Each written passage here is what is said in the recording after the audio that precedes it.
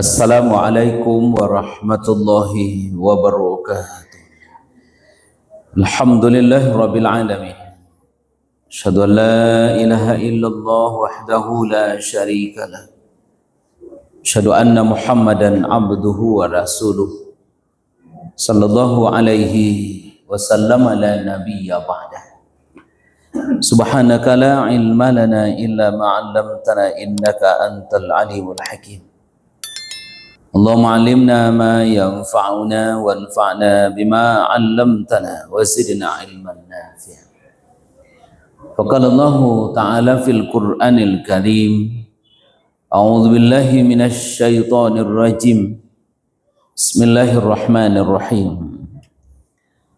Az-zaniyatu waz-zani fajlidu kulla wahidin minhuma mi'ata jaldah.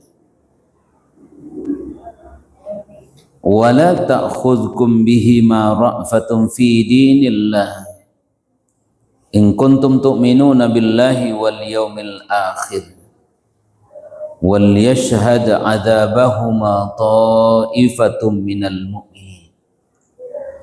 Az-zani la yankihu illa zaniyatan aw musyrikah waz-zaniyatu la yankihuha illa zanin aw musyrik wa hurrima dzalika 'alal mu'minin. Shadaqallahul azim. Alhamdulillah, kita sampaikan kepada Allah salawat dan salam mari kita kirimkan kepada junjungan kita Nabi besar Muhammad sallallahu alaihi wasallam. Masih melanjutkan pembahasan kita dosa-dosa besar menurut Adz-Dzahabi. Dosa besar yang ke-12, yang ke nomor 12 adalah dosa seseorang berzina dengan orang lain. Bapak dan Ibu hadirin berbahagia, ayat ke-2 dan ke-3 surat 24 menggambarkan kawa betapa perilaku orang-orang yang bermaksiat itu dipandang hina oleh agama, sehingga pelakunya mesti dihinakan dengan diberikan hukuman. Kata Allah Subhanahu wa taala, az-zaniyatu waz-zani, pezina perempuan dan pezina laki-laki, fajlidu kulla wahidin minhuma mi'ata jaldah, maka deralah, cambuklah keduanya masing-masing dari mereka 100 kali. Itu sebagai hukuman Bapak dan Ibu-ibu kepada pelaku maksiat itu. Dan tidak bisa 100 kali itu diganti, Jo. 1 kali saja dengan dihimpun 100 lidi atau 100 rotan misalkan, diikat, dipukulkan kayaknya sekali lalu saja. Tidak bisa. Karena tujuan hukuman itu membuat orang jerah. Kalau orang melakukan perbuatan dosa, hukumannya dalam Islam membuat mereka seharusnya jerah. Itu tujuan hukum kan. Sama orang minuman khamar, minuman memabukkan, dikasih hukuman. Supaya apa? Supaya nyu jerah jan maulang sama. Sama dengan orang mencuri, dikasih hukuman, selesainya mencuri dapat hukuman potong tangan misalkan. Supaya apa? Supaya jangan terulangi dosa yang sama kan. Makanya kalau hukum Islam ditegakkan, awak yakin Bapak dan Ibu-ibu perbuatan maksiat itu semakin kurang kan. Apakah bentuknya maksiat seperti zina? Apalagi kini Sedang banyak wak danga berita yang ganjil-ganjil. Masa bisa pembina sekolah melakukan maksiat jo anak-anaknya kan? Masa ada seorang ayah berzina jo anak kandungnya sampai hamil dan melahirkan? Masa ada seorang nenek-nenek bermaksiat jo inyek-inyek? Itu terjadi zaman kini. Yang seharusnya Bapak dan Ibu-ibu di lingkungan awak yang menjadikan syara itu sebagai basis dari kebiasaan dan adat awak, ternyata itu terabaikan.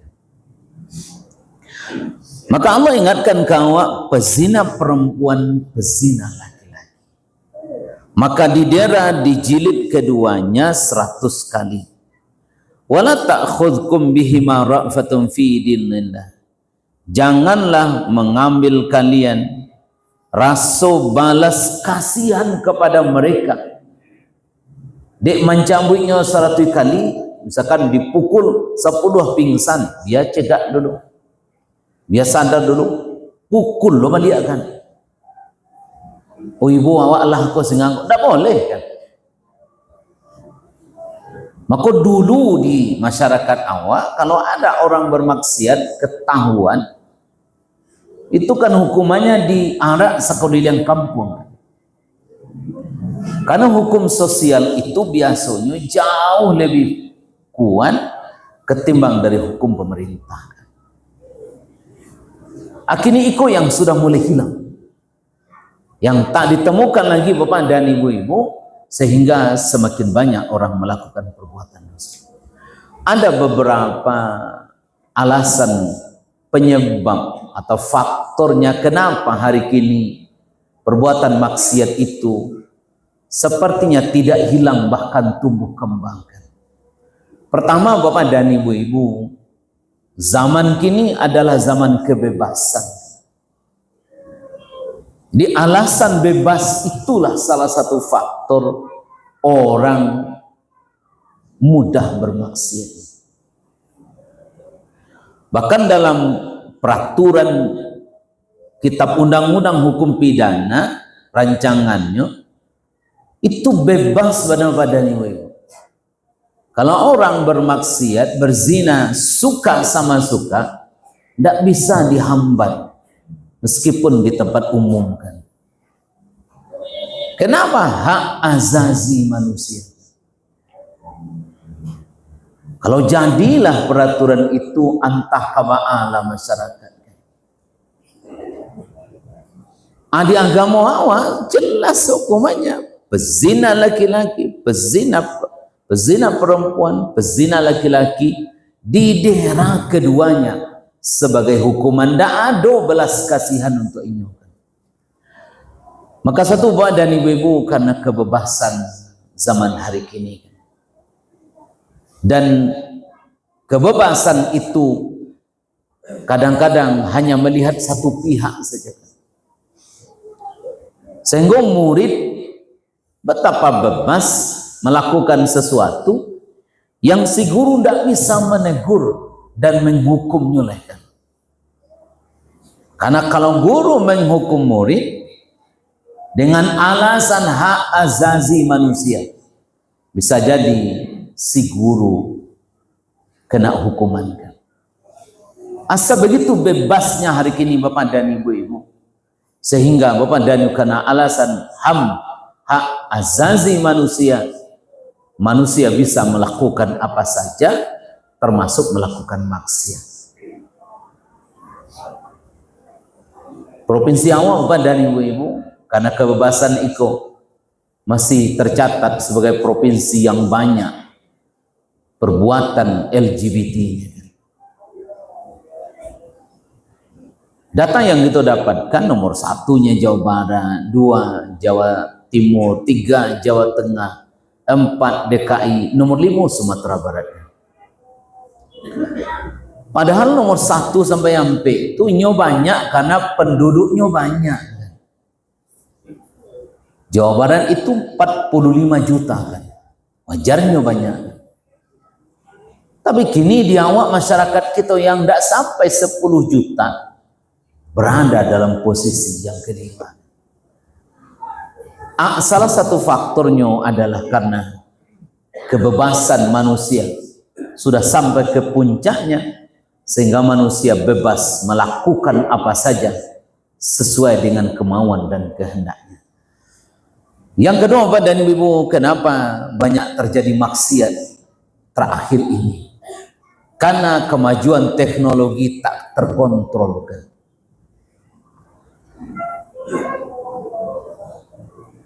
Kalau dihitung Bapak dan Ibu, 85% masyarakat Indonesia tuh punya HP Android. Rumah orang dia buruk, tapi HP-nya dua di nyosoran. Begitu gaya hidup kini kan. Makannya sesusah, tapi balik pulsa wajib hukumnya. Yang kadi makannya yang anaknya kadang tidak sekolah, ketimbang menyekolahkan anak harusnya punya ikut. Maka jamaah rahimakumullah, itu tak terkontrol lagi kan. Maka ikut salah satu faktor jom Bapak dan Ibu-ibu, semakin mudahnya orang bermaksiat. Dulu di zaman Menteri Komunikasi Tifatul Sembiring itu sudah diatur ibu-ibu dan bapak, yang boleh ditayangkan, yang boleh dibuka, yang boleh dilihat. Tapi kini karena kebebasan kembali Bapak dan Ibu-ibu, sehingga orang bebas melihat apa saja. Maka HP, kemajuan teknologi sama juga pisau. Kalau yang menggunakan pisau ikut ibu-ibu di dapur, ya jadi masak, jadi lama gulainya. Tapi coba dikasih diajarkan pisau kau orang gilo misalkan, entah yang akan terjadikan. Kalau bisa kau diajak ke tukang cukur, mungkin beruntung, bermanfaat. Tapi coba diajak ke orang yang sedang stres, antahanan kata jadi. Asamo jo itu Bapak dan Ibu. Karena kebebasan itu dan kemajuan teknologi yang tidak terkontrol, Bapak dan Ibu-ibu, semakin banyak orang bermaksiat. Yang ketiga Bapak dan Ibu, kenapa banyak maksiat? Kenapa banyak terjadi hal yang tak diinginkan itu? Karena memang keluarga tidak lagi terkontrol oleh orang tuanya. Kita jujur Bapak dan Ibu-ibu, sadar awak bahwa kadang-kadang anak awak tidak terdidik di awak secara baik. Kadang-kadang pendidikan itu tidak sampai ke ginjainya. Kadang-kadang orang mengurus orang lain. Atau kadang-kadang orang lupa dirinya bahwa ada anak yang wajib dipertanggungjawabkan kepada Allah. Kalau mati anak Adam putih satu amalnya kecuali 3. Dari nan 3 nan paling panjang manfaatnya tuh anak Bapak dan Ibu. Sekarang bangun kayak surau. Selagi wak Sabtu membangun surau, salamu tuh mahliat pahlo kama. Tapi kalau larun tuh surau abih pahlonya kama. Atau paling tidak pahalanya tidak seperti dulu lagi. Atau misalkan awak mengajarkan ilmu bermanfaat, mungkin sampainya diamalkan, tidak sampai ke anaknya. Maka Bapak dan Ibu-ibu tidak banyak. Tapi tiba di pendidikan anak yang wak miliki. Kalau anak tuh jadi orang, nyawajakan anaknya. Lama ninggal wak cucu awak berbuat baik, malia juga wak barukan. Maka pendidikan anak satu keharusan. Lah wak didik wak antanyo ke lembaga pendidikan. Kadang-kadang salah juga barukan. Apalagi kalau anak tidak pernah ditunjuk, diajari. 3 Bapak dan Ibu itu, bahwa anak tak lagi terdidik dengan baik, kemajuan teknologi dan papadan kebebasan hak asasi manusia. Iko jadi alasan orang bebas bermaksiat. Sementara dia agamu wala ta'khudkum bihima ra'fatun fi dinillah. Ndak do ibonyo dan balih kasihan kau orang yang bermaksiat itu. Salah satu yang lain Bapak dan Ibu-ibu adalah karena kebebasan kaum perempuan. Iko juga penyebab terjadi Bapak dan Ibu-ibu. Karena perempuan sudah bebas melakukan apa saja. Kalau dulu padusi dibaratkan di orang awak, kalau berjalan inyo samui tainja indak mati kan, alu tataruang patah tigo kan. Baik itu mana indahnya untuk kaum ibu-ibu kan. Karena nyo jago dirinya elok-elok. Mana terdengar di awak di daerah yang masyarakatnya nutup aurat perempuan ke pasar, maksiatnya banyak ndak banyak. Tapi kenapa orang bermaksiat Bapak dan Ibu? Karena perempuan sebagai pengundang maksiat zina itu. Makanya ketika Allah sebut zina, disebut oleh Allah perempuan dulu, az-zaniyatu, pezina perempuan dan pezina laki-laki, az-zaniyatu waz-zani. Tapi ketika mencuri disebut di Allah as-sariqu was-sariqatu, pencuri laki-laki dan pencuri perempuan. Kenapa tidak disebut pencuri perempuan lalu pencuri laki-laki? Kenapa tidak disebut Allah pezina laki-laki, pezina perempuan? Begitu tidak. Nah, kata para ulama tafsir, kenapa disebut ketika mencuri itu laki-laki dulu? Karena biasanya pencurian itu aktornya pertama adalah laki-laki. Tapi sebaliknya Bapak, dan ketika ada perbuatan zina itu aktor penunjang terjadinya zina adalah kaum perempuan kan. Kadar itu bagi ibu-ibu kaum perempuan jago diri elok-elok. Sabar banyak orang berdosa di awak, sabanyak tu orang berkirim dosa ke awak kan. Kau jago elok-elok pakaian awak kalau ke pasar, pelihara diri awak. Karena salah satu faktor perempuan terhambat masuk surga. Karena perempuan suka memperlihatkan auratnya. Bahkan disebut Nabi awak istilah perempuan tapi telanjang. Itulah perempuan yang tidak akan membaui harumnya surga. Nah, salah satu faktor banyaknya maksiat itu adalah karena perempuan tidak lagi terjaga dengan baik. Padahal kok agaknya Bapak dan Ibu-ibu hal yang perlu jago elok-elok sehingga Bapak dan Ibu-ibu nagari awak salamai. Awak takut Bapak dan Ibu-ibu banyaknya maksiat mode kini. Jangan-jangan gunung ku tambah malah tuh. Jangan-jangan tambah banyak ku musibah kawak. Karena ternyata maksiat itu sudah terjadi di mana-mana. Assalamualaikum warahmatullahi wabarakatuh.